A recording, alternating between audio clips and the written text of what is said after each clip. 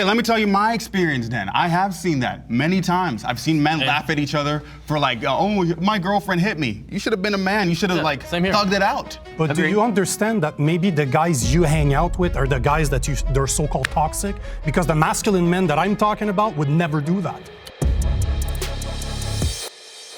My name's John. It's been 5 years since I directed an episode on this exact same topic, and it has only grown more relevant. So let's jump into our discussion between feminists and men's rights activists. Men already have all their rights. If you agree, step forward. All right, let's start with you. I hate the name men's rights activists because it does imply that as if our rights are being taken away. The problem that men face is more existential. The patriarchy conditions men or assigned male at birth people to pretty much just keep your feelings shut down. By age 10, your feelings don't matter. And then 12 through 13 and onwards, you just don't really feel like you matter much as a person. And I don't think anybody's disagreeing with that. Our rights aren't really under attack. Meanwhile, half of Congress hasn't codified Roe v. Wade. They're trying to control women's bodies, and it's just ridiculous. Like, our rights aren't under attack, but a lot of women's rights are, and I think it's important that we fight for that. Right. I also think that there's a difference between like rights and inequalities. Yeah, of course. So I don't think that my rights being taken away. I think that's just an effect of patriarchy. I agree. We're not like losing our bodily autonomy. We're not, fearing for our lives walking down a dark hallway, So I don't think they're comparable. I agree. Yeah. Yeah, I think when you look at most of the world's leaders are men, most judges are men. Look at even our Supreme Court, there's 9 judges and how many are women? It's the fact that women had to fight and ask to, in 1974, get access to have their own bank account, like, that's absurd. That's absurd that, just because there's a little clause in the Constitution that says all men being equal, they're gonna play dumb and act like that means just men. It doesn't mean human. And for women to have to fight for anything to be equal to a man is just... It's ridiculous. It proves that men have their right. They're the ones that set the rights. They're the ones that, if that's most of our Senate, our House, our Congress, everybody, they're the ones that vote over the laws and things that get passed. They have the rights and they're the ones that dish them out to everybody else, and you're lucky if you can get them.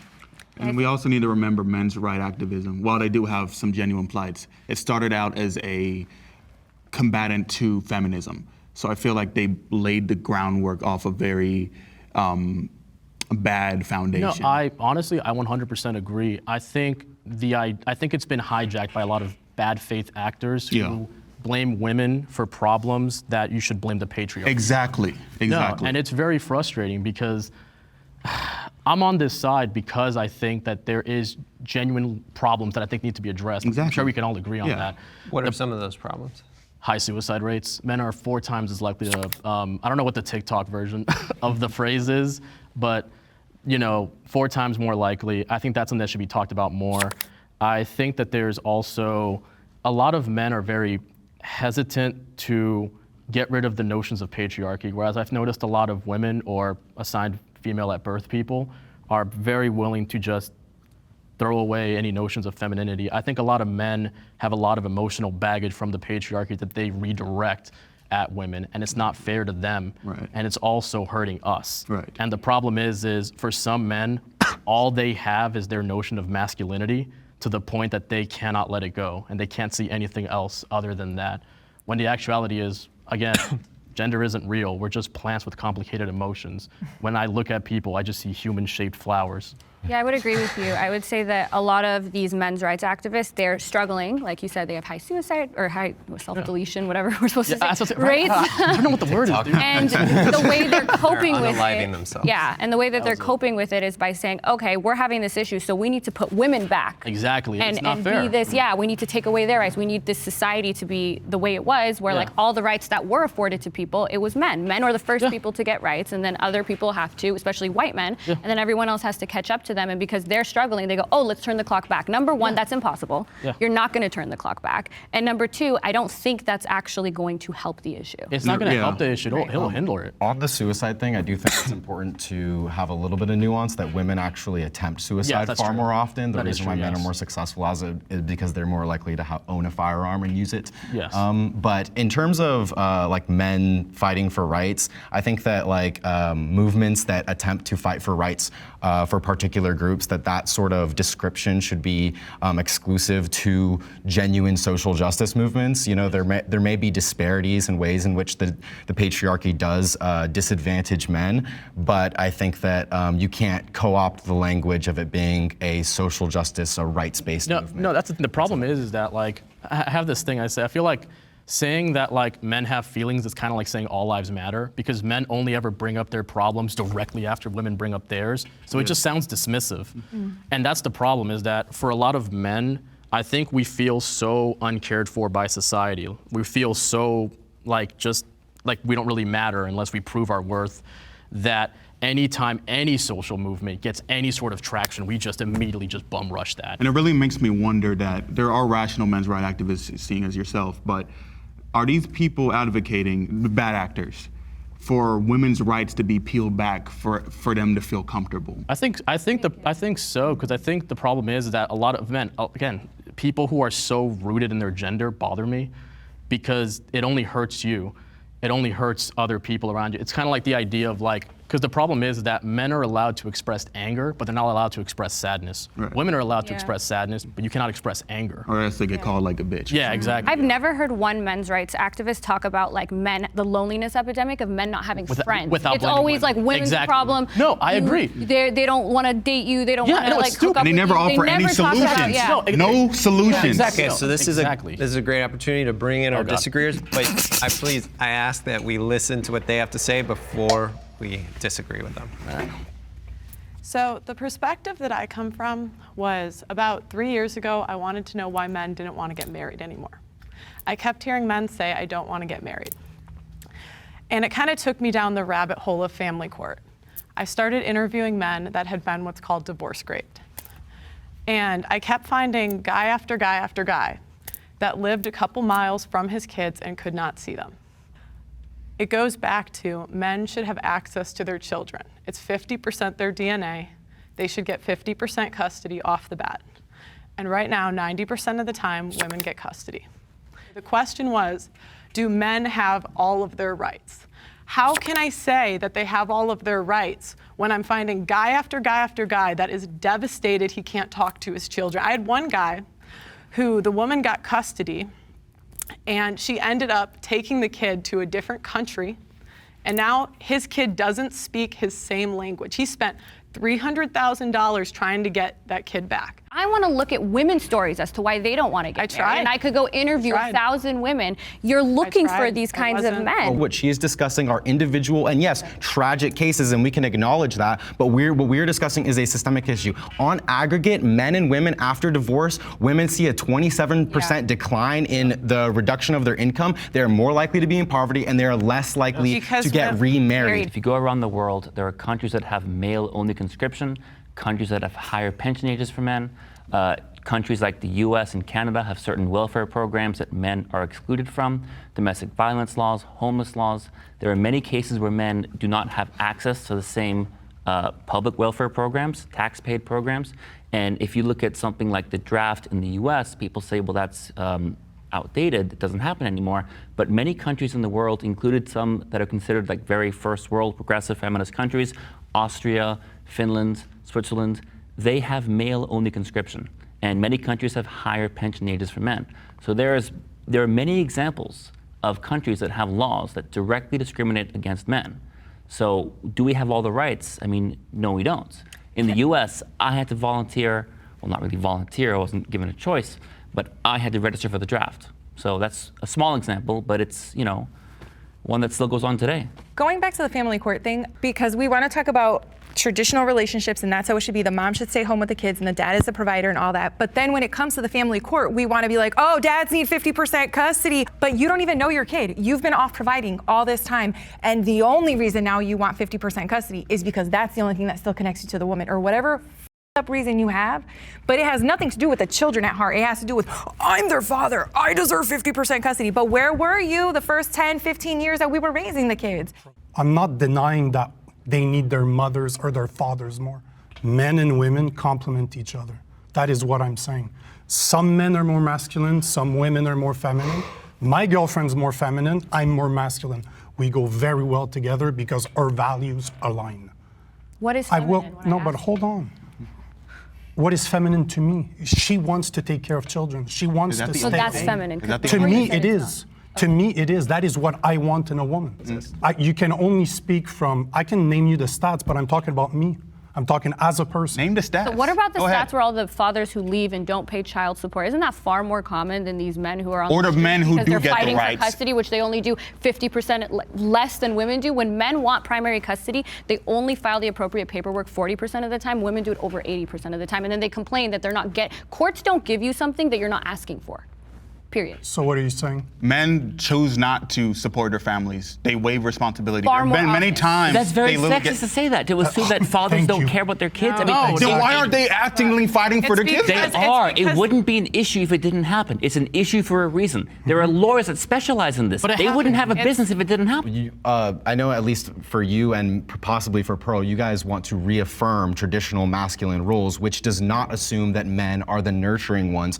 And if that's going to be the case, then you're going to continue to run into the problem where men aren't going to get custody because women are going to be seen as the nurturing gender. It's a And so if self-fulfilling you don't- prophecy. So if you don't want that to be the case, then it makes sense to stand with feminists and want to dismantle those sorts of norms and expectations around what it means to be a man and what it means to be a woman. I would say it should be 50-50 custody off the bat. Women experience more sexism than men. If you agree, please step forward.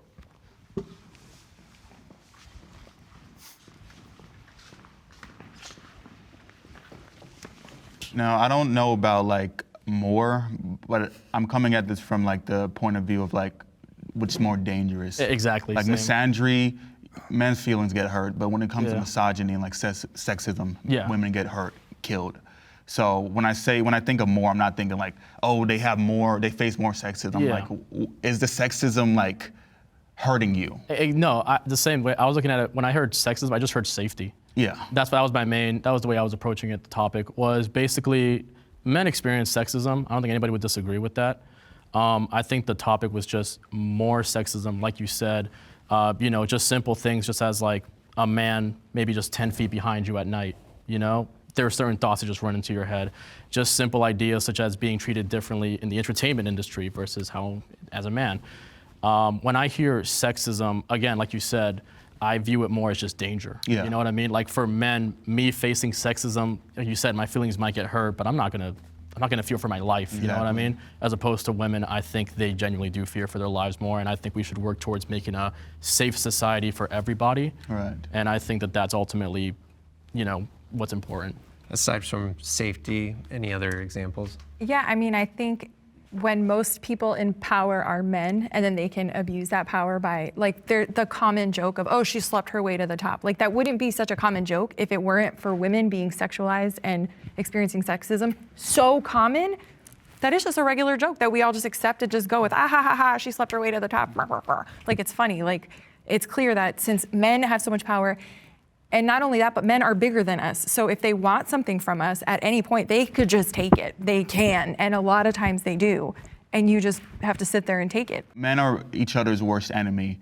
I feel like a lot of the sexism that men face that really impacts them is from other men. Men make fun of each other for like getting assaulted. Facts. Men make fun of each other for like not getting the girl. Men like, these are things that if these men's rights activists really wanted to change this notion, they would be treating their fellow man better. No, I mean, But they're ridiculing them for not being masculine enough. 100%. I was going to say, I agree with everything you're saying. Like you said earlier, men shoot themselves in the foot. Yes. And I believe someone said earlier that men, when they talk about the loneliness epidemic, it's only about ever getting the girl, but it's never Exactly. about friends. About camaraderie with fellow men. Exactly. No, yeah. What is it? Like, one of the things that I think that you really touched on earlier, men shoot themselves in the foot often. There's just this idea that it's the same way you see poor people attacking other poor people because they're not getting paid enough. Men will attack other men because it threatens their masculinity or because they're insecure in it. When again, I'm gonna sound like a broken record player here. It's not a real concept. ain't. Masculinity is not a real concept. ain't. Femininity is not a real concept. These are just Never things has that been. just hold us back.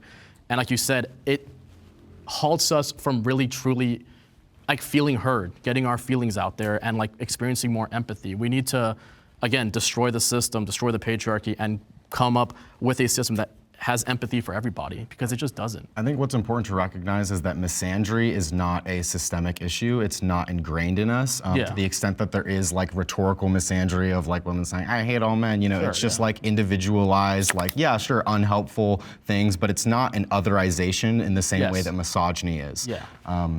No, I think that the world has been largely constructed through the male and man lens and in a way that has otherized women. And so, yeah, misogyny is more endemic to gender relations rather than misandry being sort of like individual outbursts of reacting to that system. No, exactly, 100% agree. Okay, and we're going to bring in our disagreeers, but I do want to say some of the things that you were saying you hear from men's rights activists. I agree, I've heard that online. I haven't heard that from these people in this discussion yet. I think it's just worth clarifying. Let's bring in our disagreeers. You start? Yeah, go for it. Okay, so I would disagree that you say misandry is not systemic. Cultural misandry is evident in a lot of the laws that neglect men. Misandry is why homeless men don't have as many shelters. It's why we don't take male victims of domestic violence as seriously. It's why men's health care is underfunded. And there's a psychological phenomenon called the women are wonderful effect, where society and people have less empathy for men in a general sense. Now, there may be some nuance there, as there could be some negative consequences for women, but overall, we see social welfare programs and laws mostly disfavor men. And even if it's a male politician who supports that law, he's still catering to his voters. And the fact that a male politician makes a decision doesn't resurrect the 19-year-old draftee who was killed in battle. So when you say that misandry isn't a thing, I completely disagree. It's almost become fashionable. Misandry is almost a fashionable trait among the left. And I'm not a right-winger, but I almost feel pushed this way because when I try and talk about men's issues, I get some very sharp reactions from the left. So I just want to respond to that just because it was specifically directed at me. In terms of misandry not being systemic, I agree that those issues exist, but a lot of what you're referring to is just the relationship between men having disadvantages due to like socioeconomic status and comparing that to benevolent misogyny, which does actually otherize women and is a form of dehumanization that they should be specially cared for and specially undertaken. There was a study out of the University of Chicago in 2005 that found that when you actually diversify the amount of judges in a court, sex-based discrimination lessens. So the reason why misandry isn't systemic is because we don't live in whatever the opposite of we don't live in a matriarchy, right? So men do things that, of course, disadvantage other men, but it's not because they're men. They're not being discriminated because it's due to them being like poor or whatever other sort of specific situation that they're in. And I just want to add that like the reason there are women-only spaces or women-only shelters is because men are the perpetrators of most of the crime. Now, they are also the victims of a lot of the crime, which is why I didn't agree with the prompt, because I think it is that sexism. Like they did touch on it and he did touch on it, that like, oh, men are supposed to never back down from a fight. I even hear things like, oh, if men should have to know how to fight. Men should have to be aggressive. And, you know, so these women-only spaces is because women, most of the crime that's done on women is from men. So it's a safer place for women when there are no men around, especially when women that are homeless or at the bottom ranks of society. Well, I don't disagree that we need a women's-only space. I'm just saying there is a lack of men's space available. So there are homeless men and abused men who don't have spaces available. We are not against women's spaces. We're just saying there is a greater need for men's spaces than currently exist. You guys are referring to violence like it belongs to men. Most of, but it especially does not. serious violence, It like does. most of the No, it women that doesn't. are getting Statistically, it does. killed No, through it does domestic not. violence, yes, they are. Women are 1 out of 3 women in the U.S. were victim of domestic violence. Do you have an experience to pull from that you want to share? I've been hit by women before. I've been stabbed. Like I've been hit multiple times by women. Yet I'm a 225-pound guy of muscle and I have 20 years of experience. You know what I did? Nothing. I just took it. But if I were to go to the police, you know who they would remove from the house? Me. My ex-wife, when I was going through a divorce, told me that she'd lied to the police in order to file the divorce faster because it was taking too much time. Because where I'm from in Canada, it's 1 year. Like they will tell you that you need to be separated for a year so you have a chance to rekindle. But all I'm saying is violence is violence no matter. I'm not saying that men are not violent. That's not what I'm saying. What I'm saying is I've seen women as violent, it's just that it is not regarded in the same way, just as you mentioned.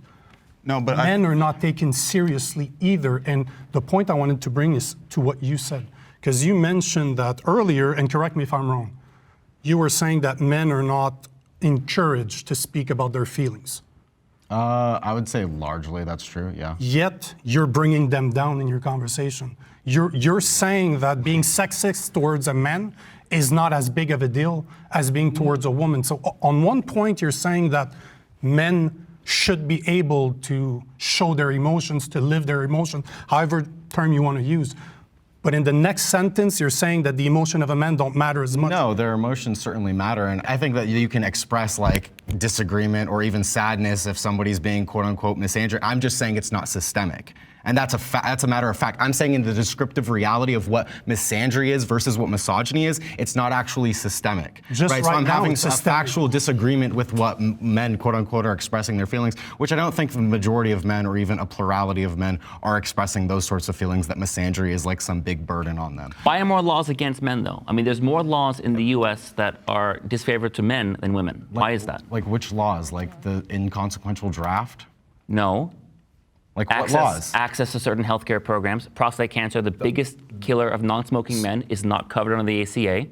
Okay, women in like half the country don't even have a right to like bodily autonomy, don't have access to effective contraception. You're comparing amount of rights. You compared them. Wait, you compared those two No, issues. you literally just said men don't have more rights than women. You said that men have less rights. And when I asked you for an example, There's no women's cancer. oh, you said not covered. access. You said access to spaces. Certain welfare programs, well, yes. No, so men don't have access to male-only spaces, but men do have access to, and I do believe in a strong social safety net. But there's not male-exclusive spaces because there's not gendered violence of women against men to the same degree that there is in their. That is just that not is true. false. That is No, so in- false. in the- That in is the- so no, false. That is false. In terms of legitimate safety, in terms of like risk of Yes, injury, yeah. risk One of out death. of 3 will face domestic violence. 1 out of 4 men face the same violence. The point is that we don't report it. What do you mean by same violence? Why does it matter if it's the same or not? But are you against male-only spaces existing in the first place? Not necessarily, but I don't think that it's some like widespread systemic issue or that it's the issue that men like necessarily needed. Or I think that if you had co-ed spaces, I don't see why a co-ed space would be detrimental to men. Whereas I do see co-ed spaces can being detrimental to women and the need for women-only spaces. But do you think that male victims face certain stigmas and stereotypes? I do believe that we need to destigmatize the way that men experience victimhood. A lot of men believe that it's demasculating to ask for help, and that is something that, as a feminist, I push up against. I also think it's wrong to consider a man less of a man based on like how much he earns. I do believe that we should encourage men to like share their feelings. What I find ironic in your statements is that you're literally saying that men's feelings don't matter as much. No, what? You were talking about said sexism that. earlier. You said This is that. literally what you said. I'm just giving you a descriptive reality of why male-only spaces don't exist. I don't think that it would be like the most intrinsic evil in the world if a male-only space existed, but it's not a like necessary part of the way that sexual or gendered-based violence is experienced by men. Since I have been a kid, it has been common in the media to refer to men as trash, to say that men are the problem, men are terrible, et cetera, to the point that on national TV, a guy got his chopped off and they were laughing about it. And nobody said anything and nobody cared. And if the reverse happened, I don't think it would be the same outrage. Does anyone on this side want to? Do you see that I agree happening? that should be an outrage, and the reason why it isn't is because it's considered demasculating for men to be victims, and I think that in order to dismantle that, we should dismantle unhealthy views about masculinity, which is exactly what feminists are trying to do. I think if you guys did a good job at that, it's been 100 years since feminism started, you'd maybe have some progress. I don't think feminists care about men at all. They just want to give women special privileges and treatment. You're basically saying that men should be taken serious and their violence should be taken serious, but you're not understanding that when you talk about women being violent, you're talking about it from a patriarchal standpoint. Who says, though? It's because patriarchy weaponizes men to be more violent. Women are seen as not culpable for their violence. It strips them of their agency and infantilizes them for when they do commit violence. And you guys are upholding that system by not joining us. Hang on, feminists Yes, you are. support gendered laws on domestic violence. In the UK in 2020, feminists actually protested against the domestic abuse bill because they didn't like the fact that it was gender neutral. The Duluth model in the US, feminists protest the fact that it's gender neutral. So it's feminists who want to perpetuate these gender roles by saying laws should be gendered and recognize gender into the factor. So it's not MRAs who perpetuate it. We want gender neutral laws. Yes, there may be differences in gender. Let that be a case-by-case decision.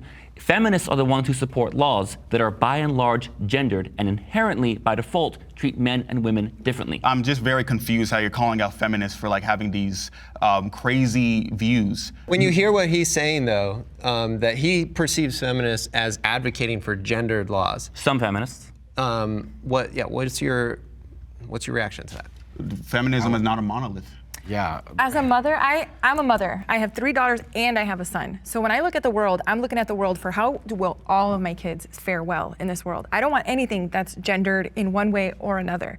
But when we're talking about like this male spaces thing, whenever men enter a space, it becomes their space. They're bigger, they're stronger, they're louder. And a lot of times when women feel uncomfortable, we'll just excuse our way out and it's just naturally become a male-only space. That's why most shelters mostly have men, homeless shelters. Like in Denver where I live, all the homeless shelters are mostly men. That's why there are specific women's shelters, because if a woman goes into that shelter, when the lights go out, who knows what's gonna happen to that one little woman in this shelter with all these men.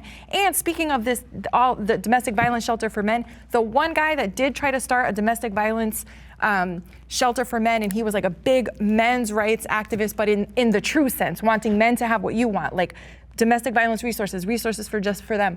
He got so laughed out of the world, the dude ended up unaliving himself. Earl Silverman? Yeah. He was laughed at by feminists. He was laughed by feminists. He was laughed at by men too. And men. Not MRAs. It was the not by MRAs. So you was basically the want to mass- excuse all, like just shed yourself of all the misdeeds of your movement. Is that what you're trying to do? The men's movement did not demonize Earl Silverman.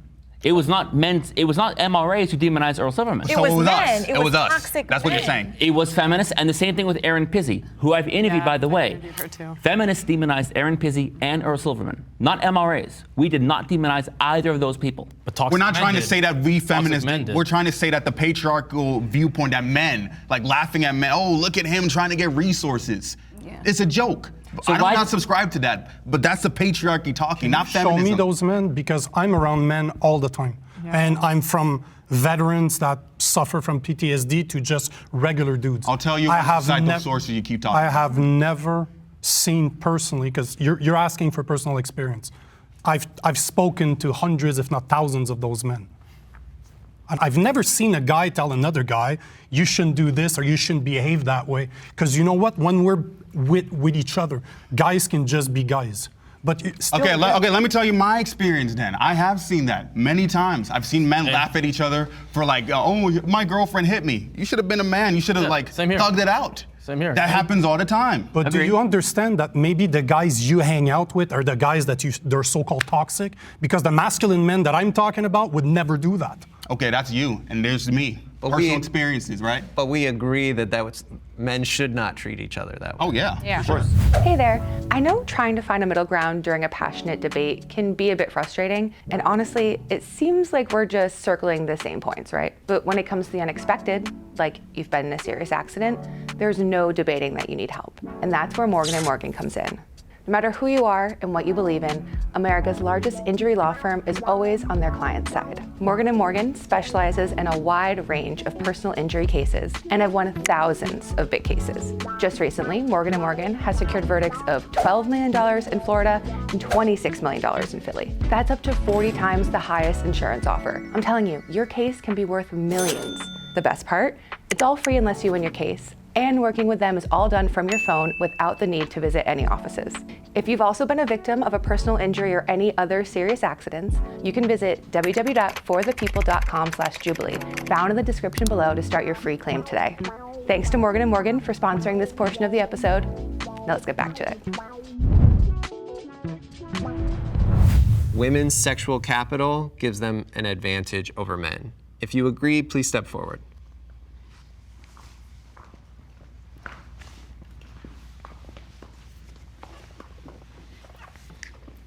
So I would say that women's sexual capital allows them more opportunities.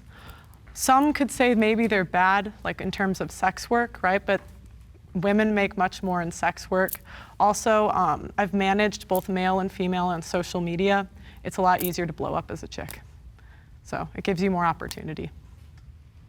And why do you think it's easier for women to blow up on social media? Because it's looks-based, so. Any of you guys? Men love pretty women. It's really that simple. And as Yeah. you said, like Actresses too, sorry. OnlyFans would be the perfect example. That really does not normally work for men, but it works for women extremely well. And Medical sales, it's another one. I worked in sales as a sales engineer. Yeah. I worked in sales for more than a decade, and women tend to do better.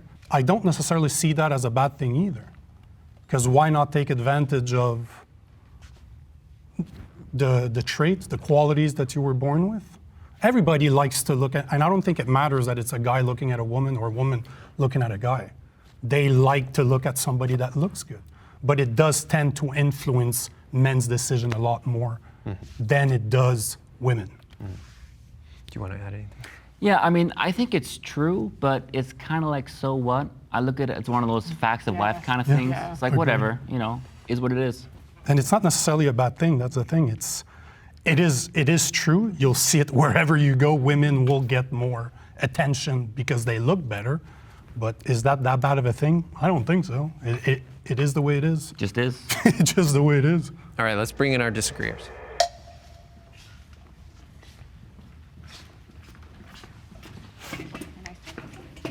Okay, so I feel like this is perfect for me. So I am a top OnlyFans creator, and I'm also a lawyer, which is a very weird, You're a perfect person to Yeah, I'm a perfect respond. person to talk about this. And I have a lot of, a lot of money from doing OnlyFans, but I was always also I've never been more vilified either for using my sexual capital in order to make a living. Whereas when I was a lawyer and all throughout school, I was always hated. I was always just looked at because I had like a more curvy body and everything. So I do think women can capitalize off of their sexual power, but I also think they are also demonized and vilified. And even when they aren't trying to capitalize off of it, people still see them as just that.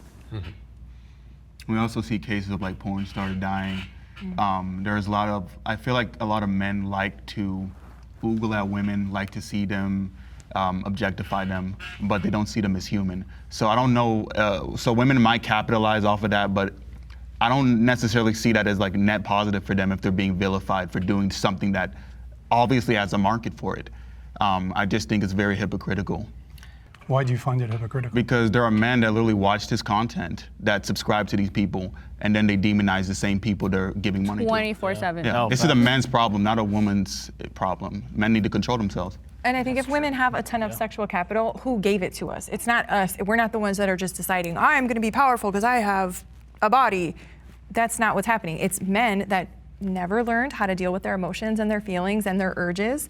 That wasn't taught to them. So they don't know how to do that. So now they give women all this sexual capital and then also want to vilify us for it and make us the bad guy for it. But you're the one that's noticing the pretty girls. You're the one that's giving us this. I didn't ask for.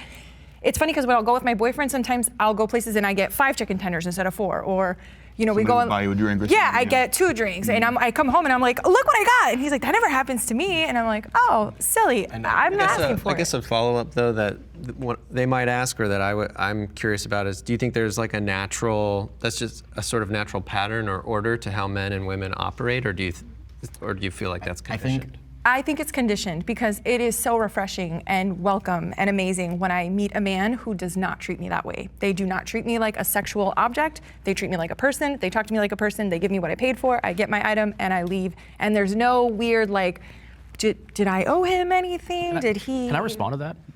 In my personal experience, men only talk to women they want to sleep with. Yeah. In my personal experience, women have to be attractive on top of their job. You can't just be a lawyer, you have to be an attractive lawyer. You can't just be a dentist, you have to be an attractive dentist. I think when men talk about sexual capital in women, it's because they literally ignore every other woman in that area.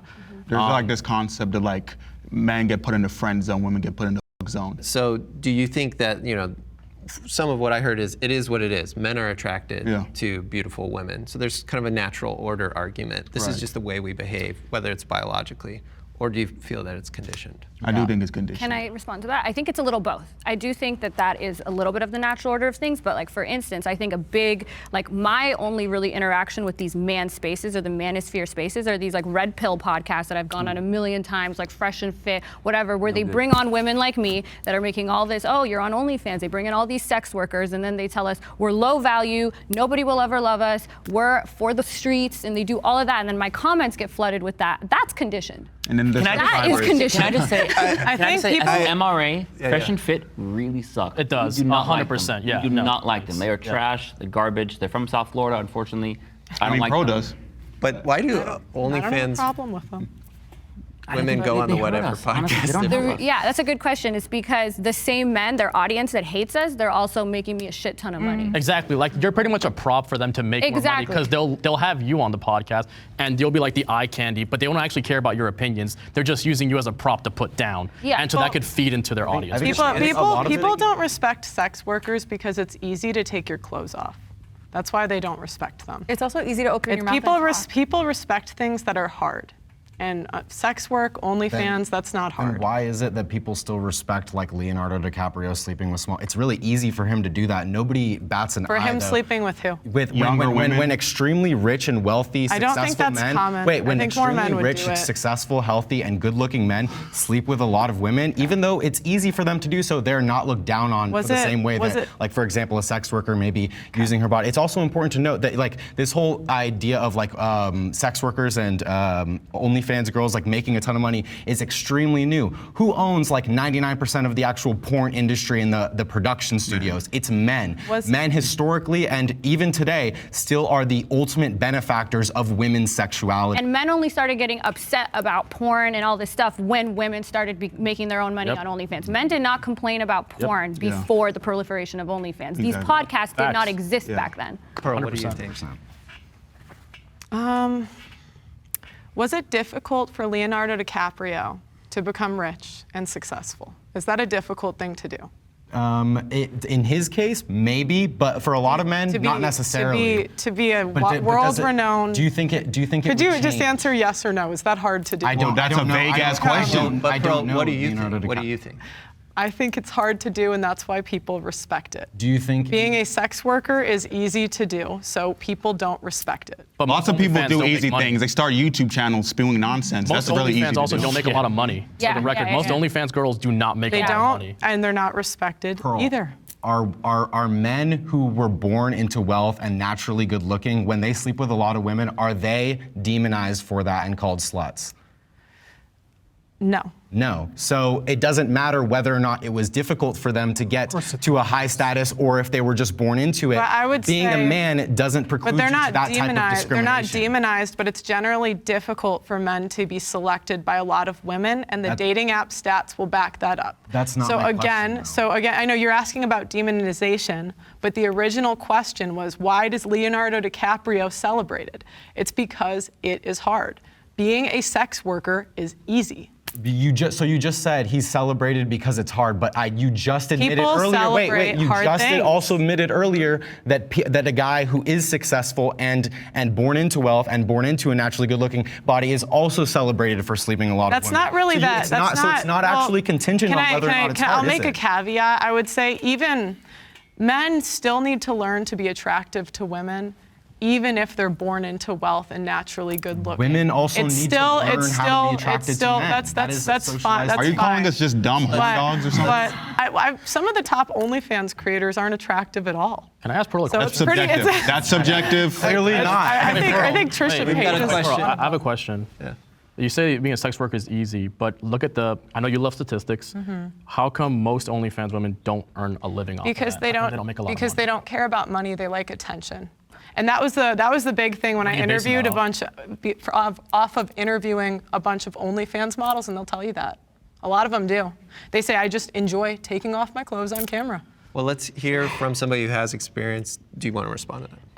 That's absolutely not true. I mean, just to use my anecdotal experience, I didn't even have social media before I started OnlyFans. I didn't have an Instagram. I do not care about attention. I just wanted to make a lot of money, which is why people do OnlyFans. Why would they want to get attention? A lot of it's negative too. A lot of people hate you. A lot of people think no one's going to marry you, blah, blah, blah. I don't believe those things, but I'm also able to advocate for, I'm a lawyer, so I'm more gifted in being able to combat that rhetoric. These girls are not. And a lot of these girls that are going into this, I'm the exception. They don't have other options. They're not super educated. They don't have other avenues to try to make a living. And then a lot of them, when they do go in this, when you say it's easy, it's not easy to make a ton of money on OnlyFans. I had to do a ton of marketing. I had no social media following ahead of it. You could say, okay, well, you look a certain way or whatever, but a lot of the women that enter this, if it was so easy, they wouldn't be not making money. Well, I would disagree that there's no other option. You guys can get jobs just like the men. And number two, I look at what people say versus what they do. You might say that you didn't care about attention, but I look at the way you behave and dress, and it would indicate otherwise. What counts as a real job to you, Pearl? Then you're more scantily clad. Okay. So why? What are you looking for? Attention? Ooh. Okay, Let's not do personal attacks. It's not really going to work out for us. Let's move on. There's a new episode of Radical Empathy out now. I had an interview with a OnlyFans star who is also a virgin. Go listen to it after you watch this episode of Middle Ground. Feminism is trying to remove masculinity from society. If you agree, please step forward.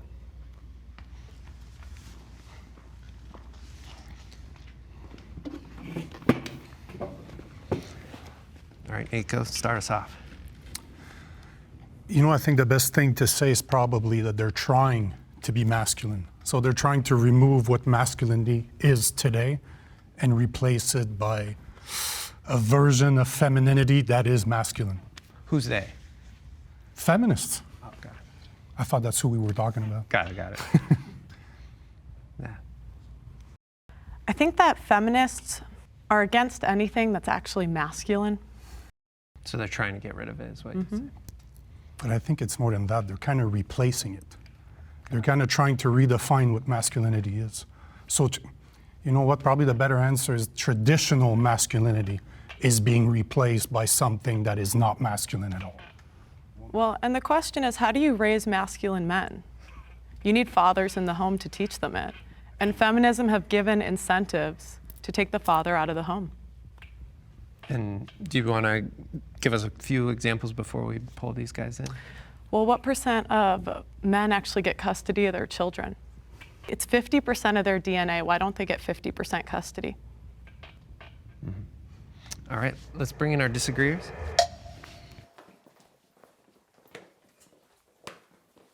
Men typically get custody of their children way more often than not. When a woman rightfully and honestly gives her experience of domestic violence in the marriage, she's more likely to lose custody of her children. There is no issue with men getting custody. That's not true. That's absolutely not true. You're just making numbers out of your... What % of the time do men get custody of their kids? At least 50% of the time. What you're thinking about? That is not true. Men don't fight for this. I just want to hear it. They're in over 77% of the time. 90% of the cases do not even go to family court. Yeah. No, but the I just question wanna is hear her why? And that's, I had the same thought when I first heard it.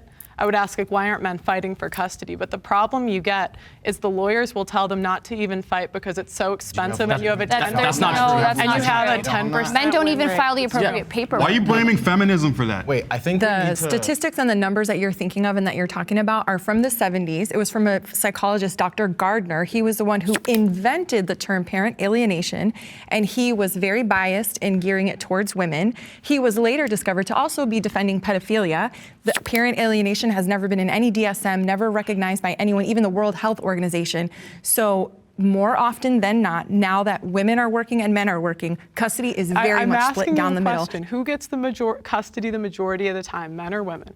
So men who fight for custody No, but actually the are far problem- more the likely to problem get is it. if To get back to the question, I found the question somewhat too vague. I mean, do feminists want to erase masculinity? It's kind of too abstract and vague to answer. So my problem is when feminists try and redefine masculinity, or they try and say this is our interpretation of toxic masculinity as we see it. That's kind of the problem that I have. I don't like it when feminists tell men how they should feel, how they're supposed to feel. This is how your experience as a man is supposed to go. And that is where I would have the issue with that. I would say that, yeah. So people say, oh, masculine, like men are all supposed to be masculine and women are always supposed to be feminine, as if there's no overlap. While there may be differences between men and women are average, a lot of times those effect sizes are pretty small. And to have a society where we have this rigid, like, you're a woman, therefore this is the best job for you. You're a man, so this is the best job for you. That's not how you have a flourishing society, actually based on meritocracy, where the people best suited for a particular role or a particular job or more passionate about it can go do that. So if women want to stay at home, they can. If they don't have to. Same for men. Also, many people also have a mix of femininity and masculinity. Exactly. Yeah, within them. can I So expand it's on not, that actually? Go ahead. In my experience, I feel like when it comes to redefining masculinity, that's not even a real concept. We need to abolish gender as a whole, because the ideas that's pretty much raising the whole masculine, that's not even a real concept. Feminine is not a real concept. These are just things that were designed long ago by people who You want aren't to here. abolish gender?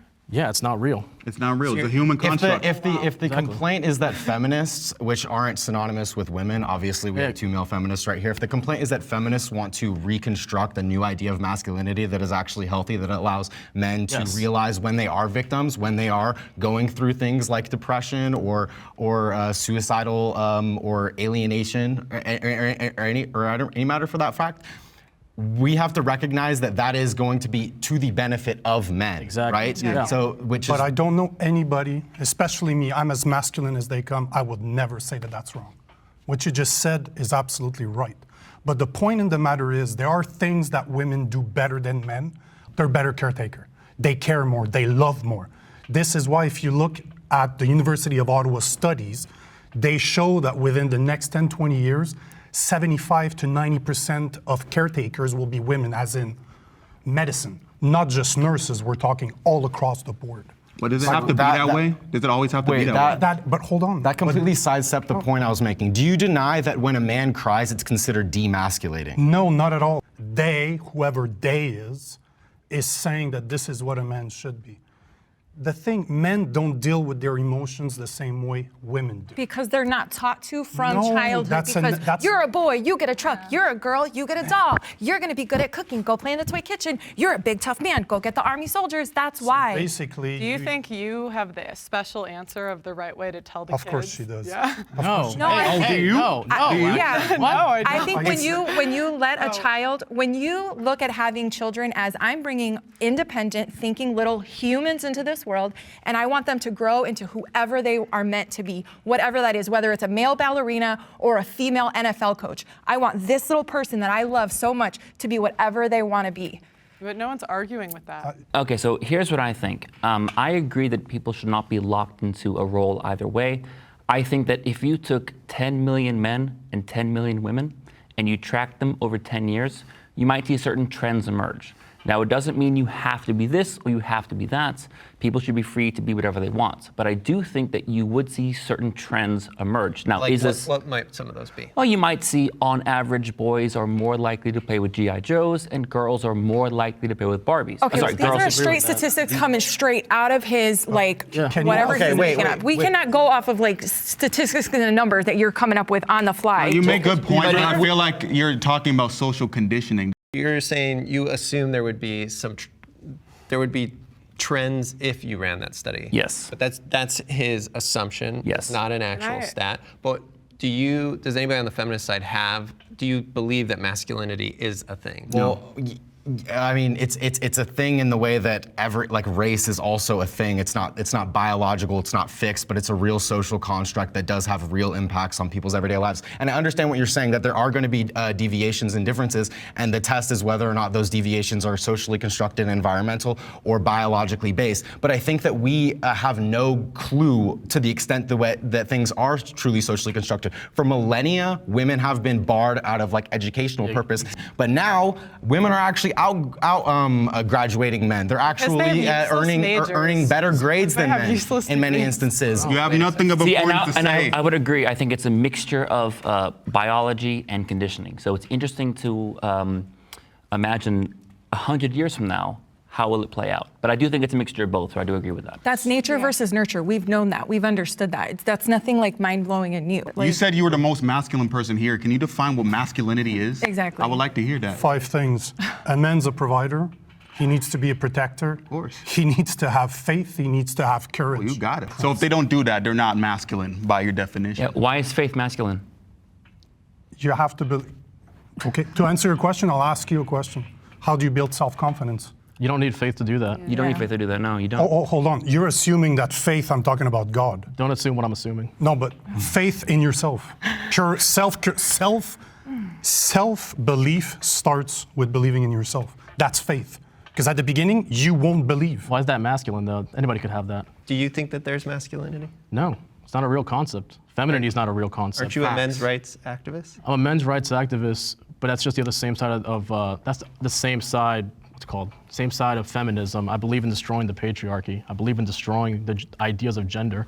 I agree with everything you're saying because the ideas that you guys are talking about with how men are emasculated, not allowed to cry, or people think their emotions aren't valid. I agree with all that. That's not women's fault, and those aren't even like masculine traits. These are all just ideas that were just fed to us by the patriarchy, and we need to destroy it. But Then who why is are you they? a men's rights And I- activist?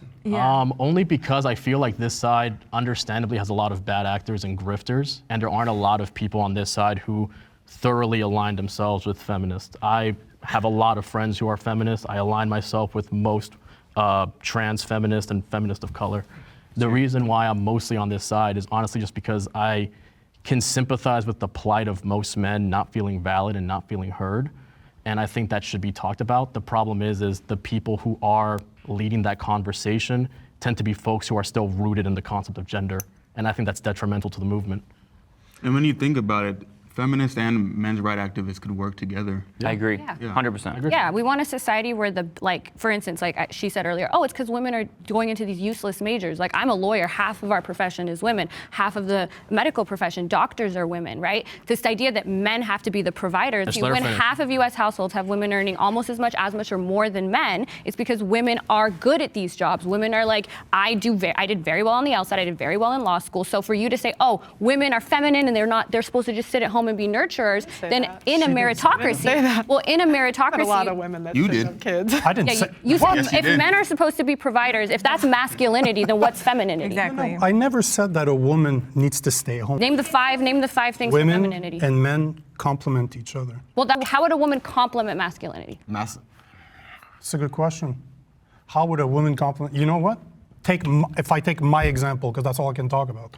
My girlfriend will stay at home with the kids. So that's complimenting No, you no, as a but that is provider. her choice. I understand I that. choose to provide, and I do not want Do you my think kids. it's feminine for her to stay at home? This is a choice that her and I made. I found a partner that is more traditional in her values. She wants to raise children. That's what she wants. I come from a broken down family where my dad left when I was 14 and he never came back.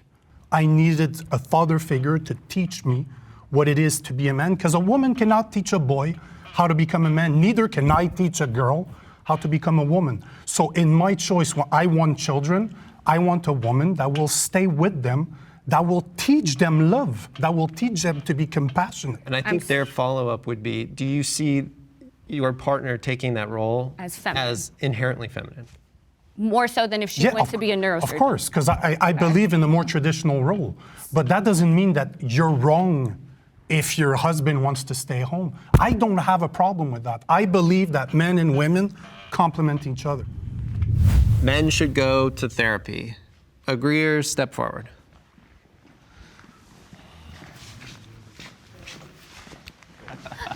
So I would be very cautious when it comes to, I'm not against it per se, but it's just, I think there's a lot of things that are not completely sound. But I'm not against the idea of men going to therapy. If you find a good therapist and it helps you, sure. Yeah, good therapy. I think what you're talking, there is some people that weaponize therapy talk. Yeah. That basically try to psychoanalyze people and use false stereotypes about them. But good, honest therapy, I feel like men, women, everybody could benefit from that. And I feel like as men's right advocates, you guys should be striving for men, you know, taking their mental health more serious. Has it benefited you if you are No, willing to share? I used to take therapy back in high school due to uncertainty about the future and my academics and stuff like that.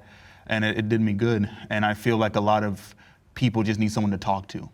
And therapists is, that's what they're made for, Well, I will say personally, I do think therapy is important, but I do have a problem with how it's seen as like the end-all, be-all solution to men. Like, to me, America is such an isolationist country that even our forms of healing are isolationist. Like, go out somewhere, come back healed. Yeah. The solution is always therapy and pills. It's never community or compassion. Right. And I think that should be, like, to me, everybody I know, I've done therapy personally. I've been in it for a couple of years. Yeah. It's fine. But what really has helped me is just finding community, finding other friends, talking to people. That could be therapy in itself. No, it is. Yeah. It's just But there's a definition of therapy that I think is wrong. And that's why I was hesitating, because community, Explain what you mean. for men especially, and again, I can't talk for women, I'm not a woman, but for men especially, we lack the interaction with other men without having women involved. Yes, that's true. And this is why I love martial art. This is absolutely why it has made me the man that I am today, because I got to bleed, to literally physically hurt somebody else, but it was always in a controlled manner. I am a violent man by nature, but I meditate every day. I have my violence under control because I was shown techniques to control myself that were taught by community of men. So martial arts is your therapy, but not talk therapy. The word therapy that's misused. Men need therapy, but do they need to go see a psychologist, or they just need to go to a retreat somewhere for a few weeks where it's just dudes? Because unlike, and I'm gonna assume here, but I have spent years alone in the woods, by myself in meditation, just reading. And you know what? Hardest thing I've ever done in my life, but I needed to do it. That's true. I built a community of men around me. They might not be physically with me, but I have two guys that I can call no matter what. Does not matter what it is, but they're older than me. They're the age of my parents because they're mentor to me. And this is what men need. They don't need somebody to talk to that's gonna make them feel better. They need somebody to be there for them. And this is where we lack. I cannot remember the statistics or the numbers themselves, but after 30, most men don't have any friends anymore. Yep. They literally are alone, and that's why men kill themselves. They have nobody to depend on. They have nobody to call. You know, there's the expression to say, do you have a guy that you can call 3 o'clock in the morning to say, bring a shovel? Don't ask why, but I need you to bring a shovel. And if you have a truck, I'd like that too. Is that a good thing? But the point is that it's a do or die friend, and most men do not have that. Yeah. Because women do tend to bond. It's easier for women to bond. It is. Just think that like many men can bond with other men, but I feel like instead of doing that, they look at women to solve their. No, I agree with that actually. I think a lot of, I see this a lot in the men's rights activist movement, where basically, again, we turn to women to use their emotional labor to sort of like, you know, kind of just, oh, women are natural caretakers. They're not, nobody's a natural anything. And it's a thing where we need to start doing that for each other. Exactly. Like, again, I've been in 3 men's mental health spaces, and it's all usually just predominantly just me and a bunch of other progressive men just talking about pretty much just how we feel about the world. And that's really, that has done more for me personally than therapy has. Right. And I think that's sort of like, I'm glad that you have that community with those two men. I think that's important to have. I wish more men had that, But because that's what's needed. yeah, I agree. And Community. however you call it, like Yeah, you can whatever talk you do. it's more progressive. Yeah. I did it through martial arts. Sure. It's Yeah. some do it through business. One of my mentors, a business mentor, but Hey. he's like my father. But I do think we also need to emphasize that men need to also hold each other accountable. I agree. Can't just be like, 100%, you yes. know, enforcing each other's bad habits and qualities. They should be a healthy community of like, Everybody needs an asshole in their life, and that's know about normally me. But you need somebody that will call out your faults. You need yes, somebody that's going to yes, be we there. do. Yes, we do. So that is all part of the men community. You will find a guy like that. If you don't, Yeah. you should. Definitely don't Jason, I expect would agree. women to I think do that women are really good at finding a lot of fulfillment in their platonic friendships. There's often the case where we talk a lot about lonely men. There, you know, women are like marrying less too, but they're a lot less depressed over it because they find so much fulfillment and connection with their interpersonal friends. And then in terms of therapy, you know, I work with therapists for like my day-to-day job, and there's definitely like bad therapists out there, but as an aggregate, you know, therapy is clinically proven to be, you know, generally more beneficial than not, and it is also proven that men statistically are less likely to seek out therapy. And so, yeah. I think that It's your whole definition of therapy that matters too. Yeah. Because a lot of the men that I know, and again, I've dealt with thousands of them, it is not done through a psychologist. There actually- it is done through physical activity. There actually is evidence look for that. And I think that both are necessary. I think that seeking out a professional Depends is, on the person. is Might work for you, combination. might not work for me, That's right? fair. And you need to actually open up when you talk to That was these actually the thing I was going to say But too. you always do. You know, the best conversation I've ever had is when somebody just punched me in the face. We're both exhausted and we sit there, but no, but I'm different from you. Obviously, we're not the same. Yeah, everybody- So to laugh at what I'm saying, I'm not violent by nature, not at all. everybody's violent. No, I everybody disagree. is No, I violent. disagree. I want her to fly. No, but just the way you've rolled your eyes at some of my comments shows violence. You might not be physically violent, but the way you're responding is in a violent way. You just put a different definition on it. The way you deal with your problems, and I'm not saying you're right or wrong. You know better than I do on how to deal with your problems. What I'm saying is the best conversations I've ever had is after physical exertion with another man. Let's bring in our disagreeer. I forgot you were there. So the only reason I disagree is because I think most therapists are crazy. In college, I would see all the girls that would be psych majors and they're always insane.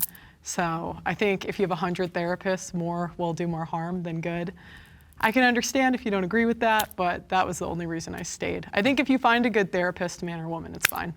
It's very convenient you pick the field that most women are into, shame and disregard. It's like It's why like, you are seem to you- always attack women's fields and like degrade them and say they're not like worth anything. That's my experience. Your experience. That's my experience. Good for you. Well, she was asked about therapy, so that's the field that came up.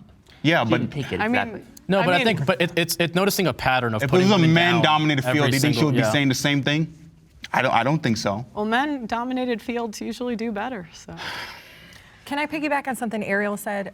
He was talking about how men should go to therapy because it helps reduce the emotional labor that their partners have to do, and I totally agree with that. That is exactly a reason why. Because I can't tell you pretty much every romantic relationship I've been Yeah. in, there's some element of me like teaching them what their feelings are, and especially now that I have children, that's even a reason why relationships break down, because when I can see a man and his behaviors are exactly parallel to my 8-year-old, I'm like, okay, so we don't know how to deal with our feelings. We don't know how to talk. What's that behavior?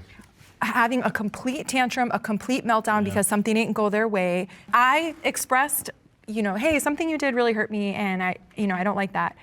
And can we talk about that? Because I love you and I want to save this relationship. And that turns into, it hurts me that I hurt you, and now I'm really sad. And so they can't even be man enough to sit there and have a conversation about their feelings, knowing that the reason I brought this up is because I love you so much. The way you're talking right now, it would be very difficult for me to have a conversation. This to me is extremely abrasive, and I would probably just walk away. I love what you were saying, because I honestly do agree with that. I think a lot of men weren't taught emotional vulnerability and emotional availability.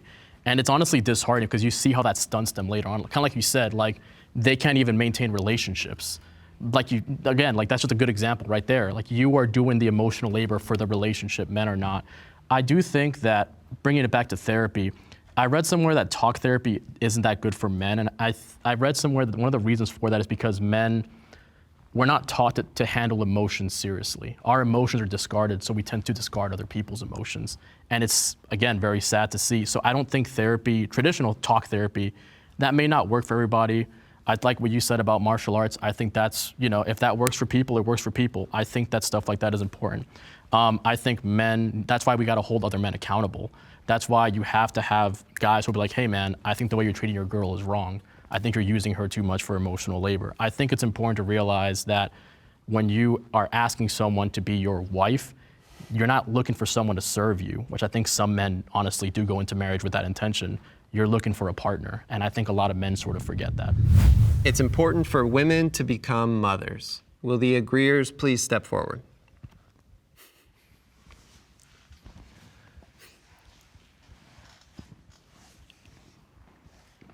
Odd one out, Nico. What's that? You're the odd one out. It's just statistic based. They say that women are twice as prone as men to be depressed, and women in their 30s without children are twice as much likely to be depressed than mothers in their 30s. So you think it's in their best interest to become mothers? Well, I guess that depends on the person, but without mothers, we're not going to continue the human race, right? So maybe that ties up to your last question. Men are attracted to women because there's a biological need to reproduce. Women tend to have more attention from men. That's how they mated. And that's how the race survived for thousands and thousands and thousands of years, right? But would you go so far as to think we should encourage all women to be mothers?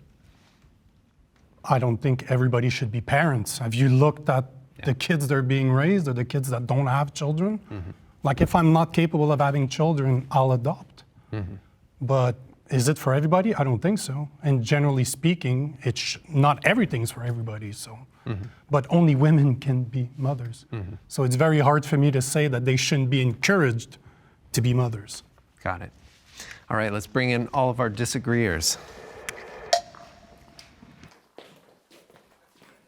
Motherhood is such a huge undertaking, and I feel like there's not enough education for girls, young girls and women, of all the physical side effects that can happen to you, like down to the smallest thing, like hair loss, your teeth, like all the calcium, everything goes to the baby. Everything goes to the baby. The thing that really upsets me about like motherhood and putting this pressure on women to become mothers is like women who struggle with infertility. When you tell women that like your whole purpose in life is to be a nurturer, a mother, to take care of children, that leaves out such a section of women that had, whether it's they just naturally couldn't have babies or, you know, they had some sort of cancer, they lost an ovary, they lost something. And now these women are gonna be stuck with no identity, just like lost in the world because your whole purpose is to be a mother. And then it's wild because when you become a mother, it is not at all what it seems like. You know, it's not all Pinterest and cutesy what it seems like. It's super overwhelming. There's a ton of hormones that run through your body, postpartum depression, all the things that happen to you. And to put that pressure on women just because we're the only ones that can have babies. Would you consider being a mother one of your greatest achievements? Like, is that what brought you the most joy? Because that's difficult, and I'm not gonna argue with you that it's difficult, I'll never know, right? We can agree to that. But wouldn't you say that it's one of the experiences that brought you the most joy, the most purpose, the most fulfilling is the word I would use? I would say that has to be balanced with it's also the hardest, scariest, most terrifying thing I've ever done. So it doesn't bring me the same amount of joy because for as much joy as it brings me terror and fear. I have 3 little girls. One of them is disabled. The incidence of, you know, offenses that happen to little girls that are disabled like her is super high. So while yes, it does bring me joy and fulfillment, the amount of, you know, sleepless nights and stress and tears that it causes me it needs to be right up there in that conversation. You cannot talk about one without the other. I don't think it's important for women to become mothers, but I do think being a mother is important, but women should have the choice to indulge in motherhood. It shouldn't be like this thing that, you know, perpetuate this idea that women should always be mothers. But I do think women that choose to be mothers should be respected, and what they're doing is important. I think that most women that don't have children will regret it, but I've met enough, I said most, but I have met enough women that I don't see a nurturing bone in their body and are very self-centered that I don't think would benefit. Like, I don't think they could really be mothers and like raise the kids and put them first. So I think it depends on the person. This is very personal. Would you be comfortable sharing, do you have your own ambitions to become a parent? Yeah, I want to be a mom. Can I just say, I'm actually friends with a few women who've had their ovaries removed just because of some sort of illness or just disability. And they subscribe to the notion of simply just, you know, motherhood is important, but they can never be a mother. That has been a thing that they've accepted a long time ago. And that said, they don't vehemently hate children. They don't look down on anybody who has children. It was just something that isn't in the cards for them. I do think, however, that if we do agree that motherhood is important, I think we shouldn't look down on single moms. I think single motherhood is a very difficult thing, and I think the stigma against single moms is pretty negative. And kind of like what you said earlier, you know, like it's important for women to be moms. I think that also should apply to single moms as well. Exactly. I would disagree just because there are a lot of problems when you have kids that are coming from single mother homes. So I think you should be sexually responsible and only have kids with someone that is going to be a good dad. I know people who personally have had children with men who they thought were really good people, and then either it didn't work out, either they were a widow, or either something just happened to where they became a single mom. You don't know anybody's full story. A lot of times women are getting pregnant from guys they're not even in real relationships with. Why are you blaming the mothers and not the men? What about men practicing sexual responsibility? Do you have anything to say about that? I'm curious, Pearl, what's the point you're trying to make, that most single mothers could have prevented being in that situation? Yeah. Okay. I'm a Just single like the mother. fathers couldn't have, kept it in their pants, right? Right?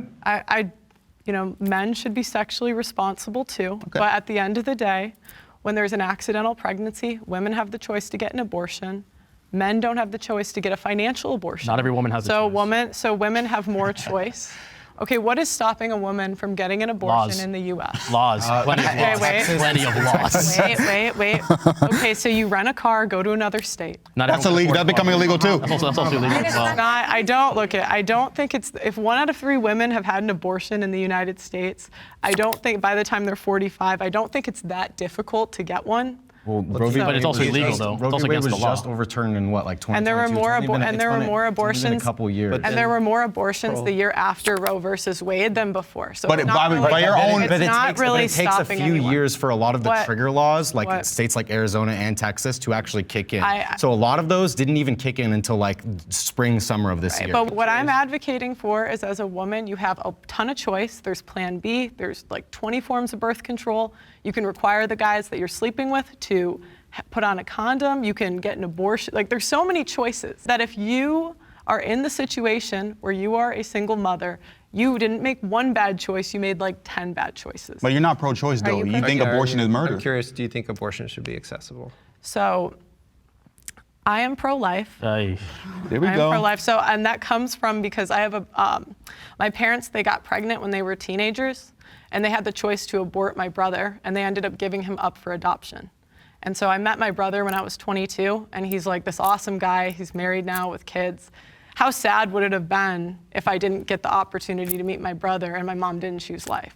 I don't have children, and I'm still deciding whether it's something I want, but I'm glad that now it's being framed more of a choice than as something you have to do. Like, I've loved hearing your experiences, because before, when it was like, I mean, my parents are both immigrants from Iran, and over there, like, it's just, there's no like, oh, what if, it's like something's wrong with you if you're not going to be a mom. And I'd much rather have the people that are parents are people who want to be parents, the people who have all the information and still say this is something I want to do, than something that you should do, otherwise you're not as much of a woman, right? And it's when we frame things as women are supposed to be nurturing, and then if you don't have anyone to nurture, what are you, like, not a woman now? So that's one of the reasons these like gender norms, I think, are not helpful.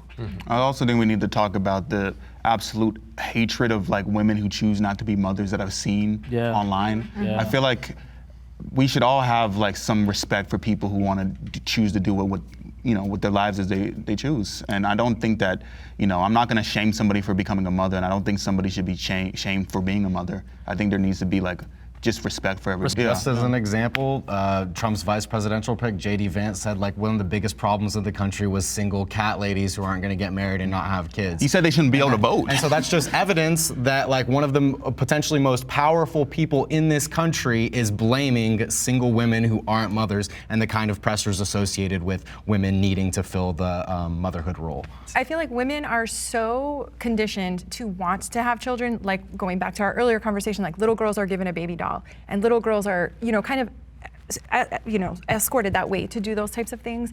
And so a lot of women, mothers, are afraid to even talk about how much motherhood is not fulfilling, how lonely it feels, how scary it is, how it's not everything you thought it was going to be. And there are times where I think like, life would be a lot easier if I didn't have kids right now, if I didn't have this whole mess, everything. I did everything right. I married the guy. I waited a few years. We had kids. We did everything correctly, and it still fell apart. What happened?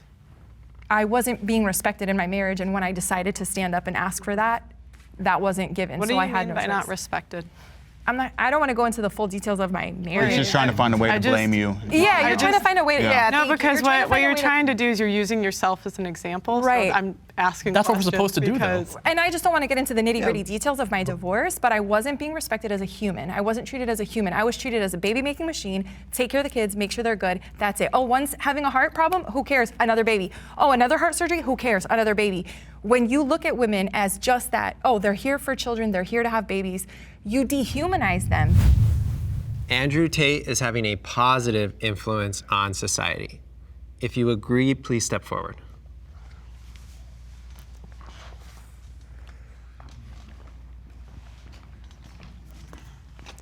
That's going to be interesting.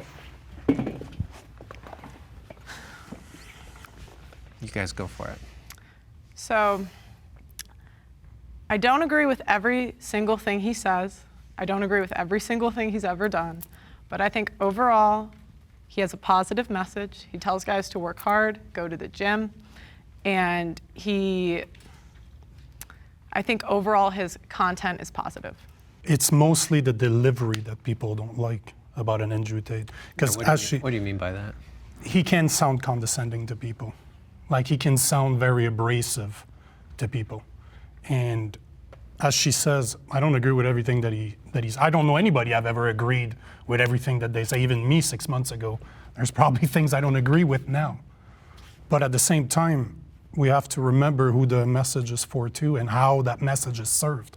It's served through social media where the person that screams the loudest is gonna be heard. You know, you say it's positive, but what is that positive impact? To say to work hard, to young men, to tell them, because one of the things he says a lot, and I would say the same thing to young men, stop worrying about women when you're young and develop yourself as an individual. Because if you look at history, that is how men show value. Men are always judged by what they bring to the table.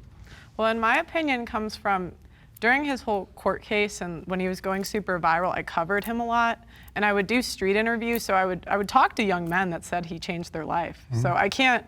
How am I going to say it's a negative if I'm talking to the actual people? Yeah. What would the young men say? They would say they started going to the gym, they started making more money, and they generally improved their life because they saw his content. Okay. Let's bring in all of our disagreeers. I think let's start off with you, just going against the grain on your side. Okay, well, I say screw Andrew Tate. He's horrible. I'm part of several MRA spaces, and we denounce him completely. Yeah. I've seen his video of his so-called boot camp for men, where he just basically bullies men. So dumb. I'm not saying he doesn't have any good points ever, but for the most part, he's everything the men's rights movement should not be like, and I don't think he's a good MRA. Can I also add to that? I feel like men's rights activists, we have a problem with grifters on our side. People who, like you mentioned earlier, you understand social media, they target young men. Yeah, they target do. young people in general. An Andrew Tate's not meant. No. It's not meant for young men. I get that. You think Andrew Tate's an MRA? Hold on. Let me finish my thought. What I'm saying though is the guy's a grifter. He sells people. The problem with MRA activists in general is there's real problems affecting men, and Andrew Tate will talk about that, but then he'll try to sell you on a course afterwards. Yeah, I agree with that. And that's the problem is a lot of people on this side take advantage of young men because we're so starved to be safe, seen, and heard that will take anybody. But I will say one thing though. Andrew Tate is a symptom. You do have to. Yes, he's a symptom. You have to look at why did he get popular? No, exactly. There has to be some reason why these young men felt a need to turn somewhere. It's the same thing. I was gonna say just real quick. There's an overlap between like what's called Jordan Peterson and Andrew Tate's audience, and there's an overlap between Hassan Piker and FD Signifier's audience. There are positive examples of masculinity who will tell you the same things: work hard, and work on yourself. There's an overlap. The only problem is that men are just so starved for just somebody recognizing their emotions that will just take anybody. And they see someone like Andrew Tate as, hey, at least he's fighting back. Exactly. At least he's fighting back. They don't realize they're being taken advantage. Exactly. Yeah. Would you consider him an MRA? No. I wouldn't have considered him. I don't consider him that, but he does talk about men's issues. Pulls from the same manosphere. Yeah, spaces exactly. that Yeah. Bill and MRAs oftentimes have an I would overlap. have. He's someone I would want to steer. Well, I would have. Right. I would have Yeah. called I him would like a acknowledge success. that. I call him like success. I call him a hustlers, misogynist. Like that's what I would call him. I call him a human trafficker. Yes. Yeah, like I call him a criminal. Yeah, I think that you mentioned that it may be more of an issue with delivery, but he said explicit things whereas like he doesn't take the opinions of women seriously. There's no way of delivering that kind of message. Like the issue isn't with the delivery, it's the content of that. And then additionally, I would just say any individual who is a human sex trafficker, which if you listen to the videos in which he explains how he runs his business model, it is exactly that, stealing from sex workers and lying to exploiting them about, poor women. lying to them about what he's paying them and how much is going towards taxes and fees, et cetera. Any sort of model like that, regardless of what they're saying, is not a net positive impact on men, and in fact reinforces the same kind of sexist, misogynistic things that men need to get over. And he's also admitted to literally robbing men, taking their launder money because he tricked them into thinking they were talking with actual women behind cameras. He said this himself. I'm not making that up. Yeah. I'm not debating you guys at all. I said this. I said that there's a lot of things that he's done I don't agree with either. But to say that everything he has done is negative, I could say that from anybody. The question is, Andrew Tate has had a positive influence on society. And so, Nico, what I'm asking you is, you're saying you don't agree with everything Andrew Tate does. And we're hearing, there's things that he's explicitly said he's done that it seems like everybody here would probably agree is wrong. But do you think the positive outweighs that negative? I'd have to split it down the middle like any choices that I make in life and say a win and a lose column and weigh the result. I have a friend who he's out here in California, and he's got like 8 months to live from brain cancer, and his wife is paralyzed. So he basically got this diagnosis, and he found out he had 8 months to live. I was raising money for him, and the Tates donated like $15,000 to him and his wife. They don't even know him. And so it's like, even just like personally, I don't know them well, I've just met them once, but You're friends with them. it's like, But she's saying I only met them once. I've literally met them once in my life. John Wayne Gacy was a kid's clown at kids' parties. So really ugly people can still do really generous things in the world. So that does not make him a good person. A broken clock can be right twice a day. Doesn't make it a clock that you want to follow. When you give someone like Andrew Tate that has such a disgusting message that disparages so many people in the world and he treats people so horribly, he should not have any sort of platform, because not only is he not making the world positive, he is making the world a much, much uglier place, starting with our youth and little boys that we're trying to raise to have feelings and to be decent contributing members of society. Tate is getting in their head. Since I do OnlyFans, I make it a point I do not use chatters. If someone's paying to talk to me, I will not defraud them and have some person in Bangladesh pretend to be me as a guy and talk to them. Andrew Tate had no problem scamming any of these men. I have more respect for men than Andrew Tate does. Not even just women. For men, I would never scam a man, whereas Andrew Tate was just like, oh, these losers, I'm just gonna make them think they're talking to this girl and find a way to emotionally manipulate men, emotionally manipulate vulnerable men into giving these women this money that then he's just taking. Exactly. Like, what are you doing? He makes fun of men for being broke. He makes fun of men for not having, a bunch of women. He hates men. He is the worst male advocate you could ever have. And I think Like he's a grifter. the men's rights movement is not as important as the feminist movement. Agreeers, step forward.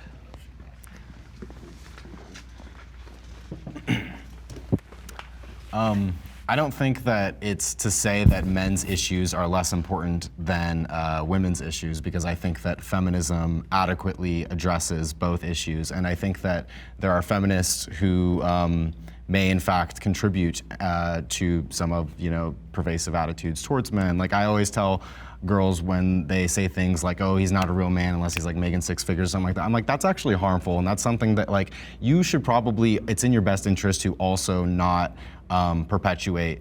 And so the reason why I would also say that the men's rights activist movement is less important is because I think even to some of the more genuine men's rights activists who do have good intentions, they'll acknowledge that it is filled with toxicity and genuine misogyny, that it has a close overlap with things like the red pill, manosphere, pickup artists, etc. And feminism has been here as a historical movement and has achieved so much. And so it's ultimately the movement that we should all align with for gender equality and the end of gender depression. Yeah, I completely agree. I mean, I know most of us, except maybe Pearl, have denounced podcasts like Fresh and Fit, but they literally say #1's men's podcast. So how much of these spaces are actually filled with that toxicity? And I mean, the definition of feminism that's most pervasive is the social, political, and economic equality between the sexes. So I think real feminists are not the ones perpetuating those negative stereotypes of, oh, men need to be like this, men need to be providers, you're not a man if you can't do this, you're not a man if you can do that. And so I think that real feminism kind of eliminates the need for that, for men's rights, because we just want everybody to be treated as individuals instead of, treating them differently based on their gender. Yeah, I feel like a lot of people conflate feminism and misandry, and they just think, oh, if you're a feminist, that means you hate men and you want them all to, just suffer and, have a horrible life. And I feel like the people who think that, that's really their projection, because that's what their position is. Like, when you're a men's rights activist and you're like, no, and you're so against feminism, It's because you think feminism is trying to replace the patriarchy with a matriarchy, and we're going to rule just like they have. But that's not the goal of feminism. The goal of feminism is so that everybody can be the same. It's also worth mentioning feminism is a diverse philosophy and lens of analysis. You know, Susan B. Anthony's feminism is very different from Judith Butler's feminism, is very different from Angela Davis, Simone Davis. Like, they all have a variety of different approaches in the way that they tackle issues related to gender, sex, and, you know, the meaning of masculinity and femininity. And so instead of like out of protest or wanting to address men's issues, attempting to create a new movement as in opposition to a movement that already exists and has existed for a particular reason, it just makes more sense to speak within the variety of perspectives within this movement that already exists. A lot of you making the argument that feminism should be working for everybody. So do you think you should be inviting men's rights activists to feminist spaces? Is that something you would advocate for? When men come in and they want to listen and they want the same things we want, of course we would want them into our spaces. But I don't see a lot of them coming in with that mindset. Gotcha. Let's bring in our disagreeers. And Isaac, let's start off with you. So I agree with everything my fellow feminists are saying. But when I entered this discussion, I was looking at male rights activists from a more antagonistic point of view. But the more I thought about it, the more I realized that we could actually work together. Yep. I think feminism and men's rights, on paper, are trying to dismantle the patriarchy, the system that says that men must provide, that women should only get the kids, or men are more dangerous and more culpable for their crimes, so they should be sentenced twice as harshly as women. If we all work together, we could actually make a better tomorrow. So I think feminism is more important in the sense that we had the feminism to open this discussion. We needed it. But men's rights activists can join the conversation if they have well intentions. To me, I feel like kind of what I alluded to earlier, women do so much emotional labor for men. Men don't do anything for women. To me, I'm on this side. I agree with almost everything you guys have said this whole conversation. And the reason for that is, the reason why I'm still on this side is because there's a lot of, what you were alluding to earlier, a lot of manosphere, a lot of toxicity on this side. Every movement that I've seen that has mostly men in it, honestly, has been mostly red pill, mostly manosphere. I want to show that there are men's rights activists who, for the most part, want to work in tangent with feminism, because ultimately you guys do so much and you guys have so much on your plate that obviously the men that do feel that feminism maybe hasn't done enough for them, that's where I think men's rights activists can come in, pick up the slack that maybe you guys are too busy to deal with ultimately, because there are serious problems that women are facing, and I think men could pick up the slack on our end for once and actually help women.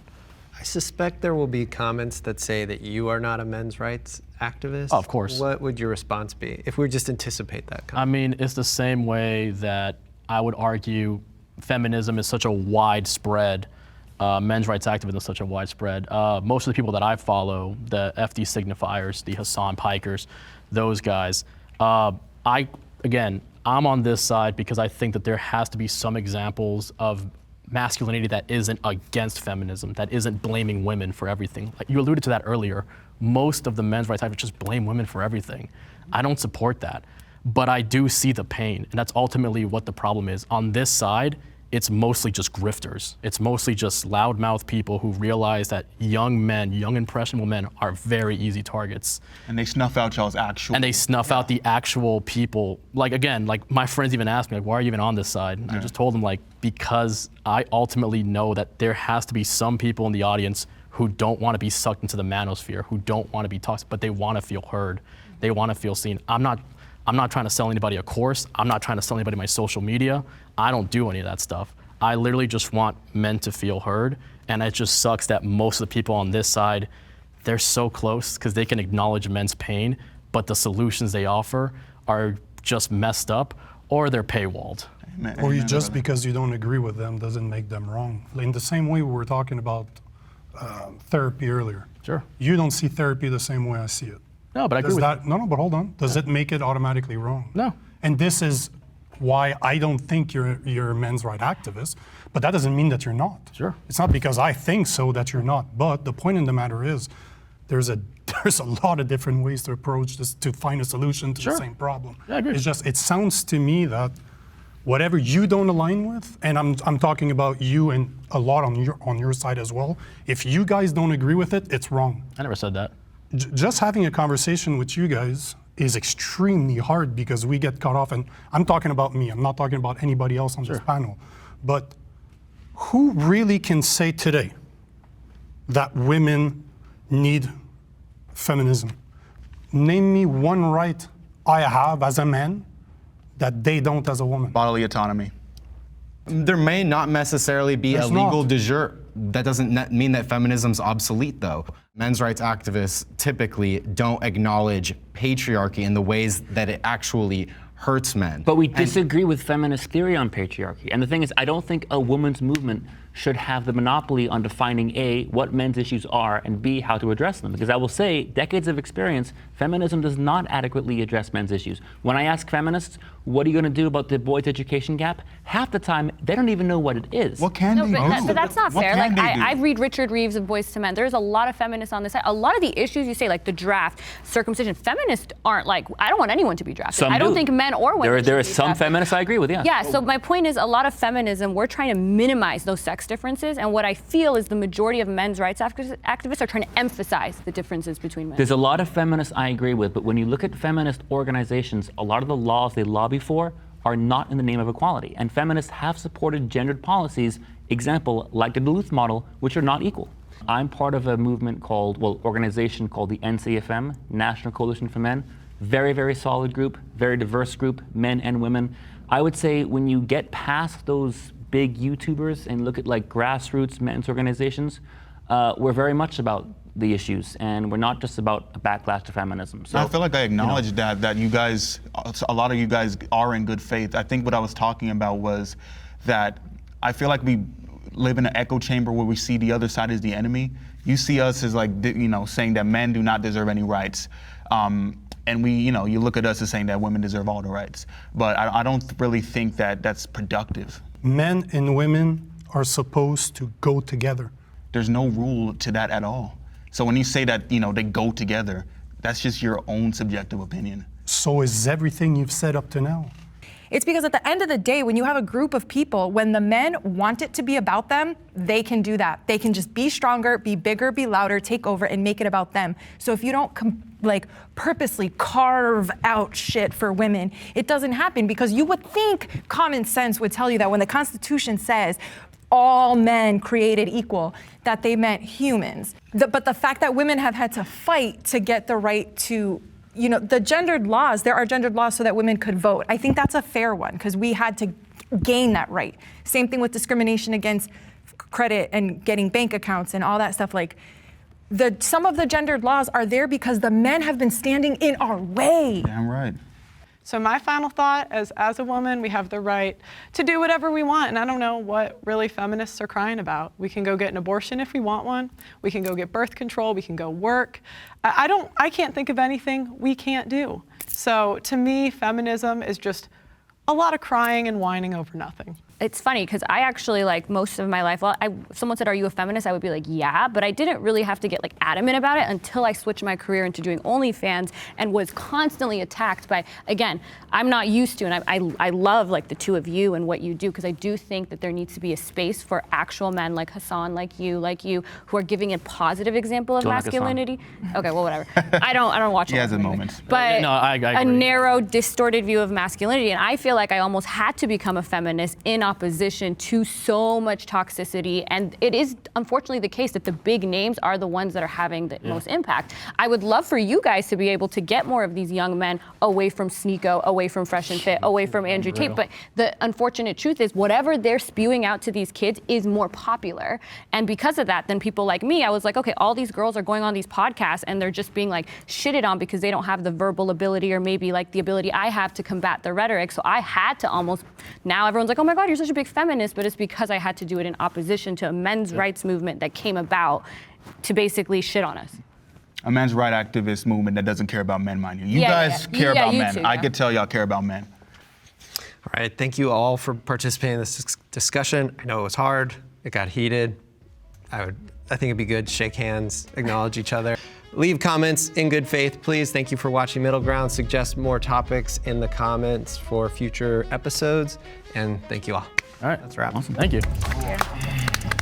That's cool. Thanks, guys. Hey, it was good being with you guys. Definitely. It was good being with you guys. Meeting you. Nice meeting you as well. Shake real fast. Nice meeting you as well. Oh, by the way, have you ever seen The Walking Dead? Nice meeting you. Dude, you look like just like one of the main characters.